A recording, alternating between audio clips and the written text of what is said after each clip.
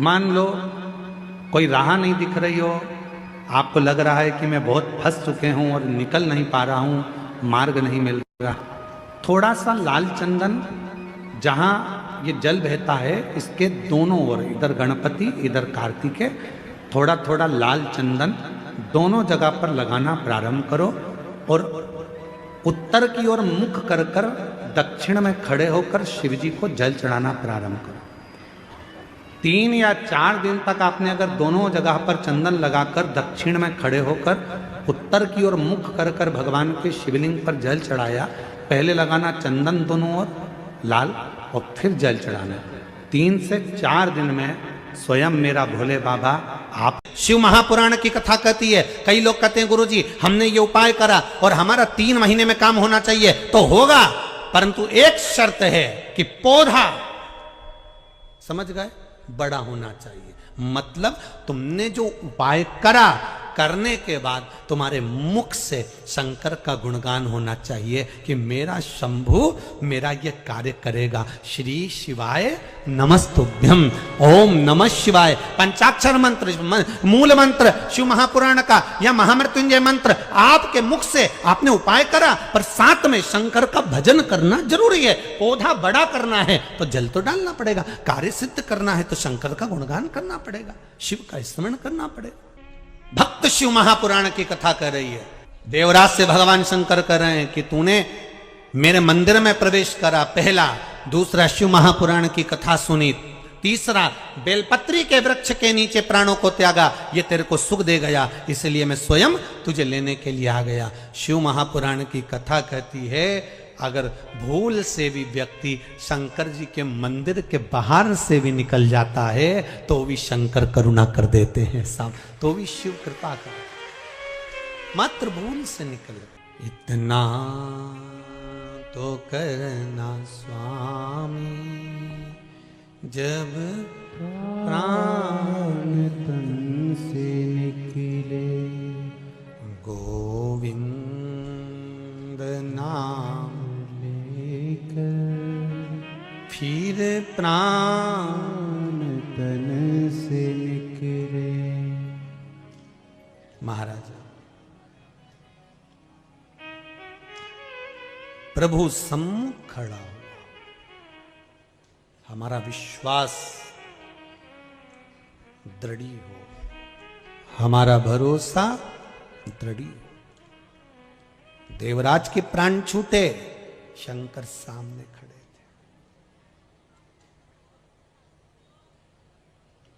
और भगवान से यही कहना है,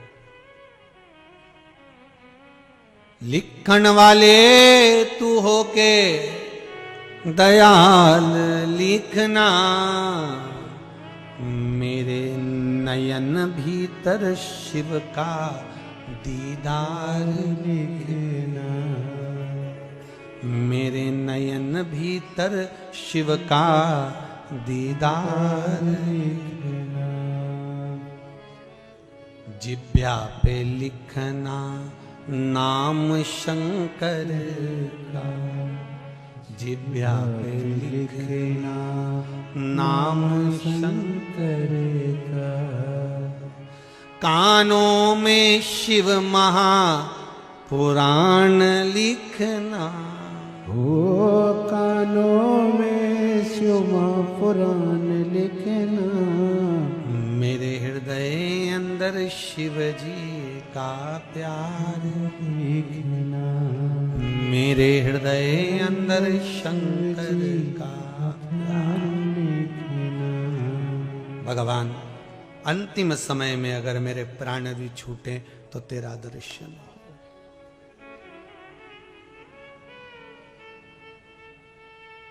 भक्त क्या चाहता है भगवान से?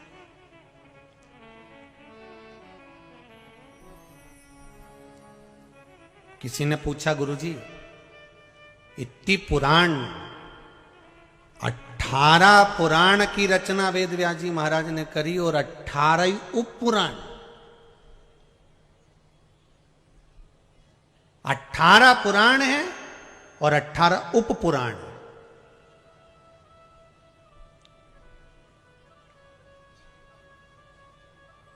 अब देखिए 18 पुराण और 18 उप पुराण में किसी पुराण में उपाय नहीं लिखे, केवल शंकर भगवान की शिव महापुराण में वेद व्यास जी ने एक एक चीज लिख कर दे दिया कि ये चढ़ाना तो इससे ये फल मिलेगा।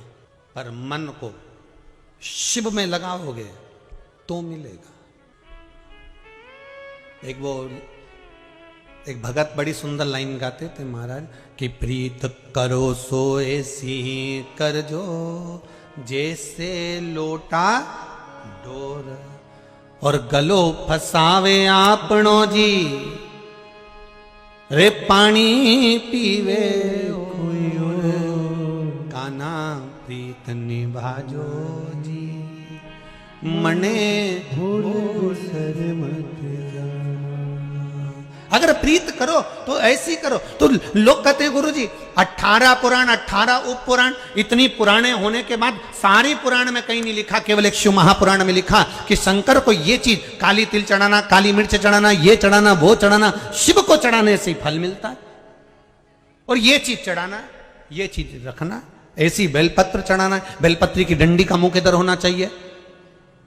भगवान शिव को चावल चढ़ाना है आखा, नंदी को हरी मूंग चढ़ाना है, बेलपत्र चढ़ाना है।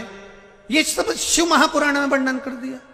ये चढ़ाना, वो चढ़ाना, शिव को हल्दी, शिव को लेपन, शिव को चंदन, शिव को कैसर, ये सब शिव महापुराण में करा, बाकी की पुराणों में नहीं। तो वेद व्यास जी से अगर किसी ने पूछा हो या वर्णन करा हो तो हम तो एक ही बात कहेंगे, महाराज ब्रह्मा ब्रह्मलोक के देवता हैं, भगवान विष्णु वैकुंठ के देवता हैं, पर मृत्यु लोक के अगर कोई देव हैं तो वो महादेव हैं। मृत्यु लोक का देव महादेव हैं, तो मृत्यु लोक के इस देवता को लगा कि ये सब मेरी संतान है, ये सब मेरी औलाद हैं, और मेरे घर के बच्चे अगर दुखी रहेंगे तो मुझे दुख होगा। इसलिए शिव की कथा में सारे दुख का निवारण वेद व्यास जी ने लिख दिया कि सब दुख कटना का एक ही निवारण, शंभु शरणे पड़ी मांगू घड़ी रे घड़ी दुख काटो दया करी ने दर्शन। हे बाबा, हमारे दुख को मिटाने का केवल एक साधन हो सकता है, वो शिव की भक्ति है, शंकर का स्मरण है, शंकर का अनुमोदन है। कैसे मिलेगा शिव? हम घर से भाग जाएं शंकर को पाने के लिए, हम कहीं चले जाएं शिव को पाने के लिए? नहीं नहीं भाई। एक राजा एक घोड़े पर बैठकर गया और लोहे का काम हो रहा था, घोड़े को प्यास लग रही थी, घोड़ा आगे बढ़ नहीं रहा था। राजा को लगा कि घोड़ा प्यासा है। राजा ने घोड़े को पानी पिलाने के लिए एक बाल्टी में पानी भरवाया, एक भाई को बुलाया, इसमें पानी भरो। घोड़ा पानी पीने के लिए मुंह डाला बाल्टी में। जैसे ही उसने बाल्टी में मुंह डाला, इतने में लोहा पीटने वाले लोहा पीटना चालू करे, फट फट, जैसे खट खट देना चालू करा। इसका घोड़ा पानी पिए और बिचके, घोड़ा पानी पिए और बिचके, इधर से फट की आवाज आए और घोड़ा बिचके, फिर खटर की आवाज आए, फिर बिचके, फिर खटर की आवाज आए, फिर बिचके। राजा ने, जितने लोग लोहे का काम कर रहे थे, राजा ने उनसे कहा, भैया मेरा घोड़ा पानी पी रहा है, थोड़ी देर ये खटर पटर बंद कर दो। एक दो दुकान वाले ने बंद कर दी, घोड़ा फिर पानी पीना चालू करा, इधर वाले ने चालू कर दी खटर पटर, फिर घोड़ा बिचके। राजा फिर उधर गया, उधर वालों से कहा, भैया मेरा घोड़ा पानी पी रहा है, तुम ये खटर पटर बंद कर दो। घोड़े ने पानी पीना चालू करा, उधर वालों ने बंद करी, इधर वालों ने फिर चालू कर दी। राजा बड़ा दुखी हो गया। इतने में एक संत निकल कर जा रहे थे।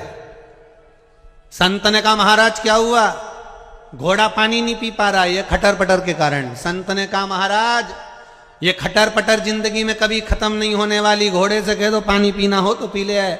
अपने मन को इसी खटर पीटर में पानी पीने की आदत डाल लेना चाहिए। उसी तरह शिव महापुराण की कथा कहती है, ना हमें गंगा के घाट जाकर बैठना है, ना हमें नर्मदा के घाट जाकर बैठना है, हमें तो घर में रहना है और पूरी खटर पटर के साथ इस मन को शिव महापुराण में लगाना है, पूरी खटर पटर के साथ।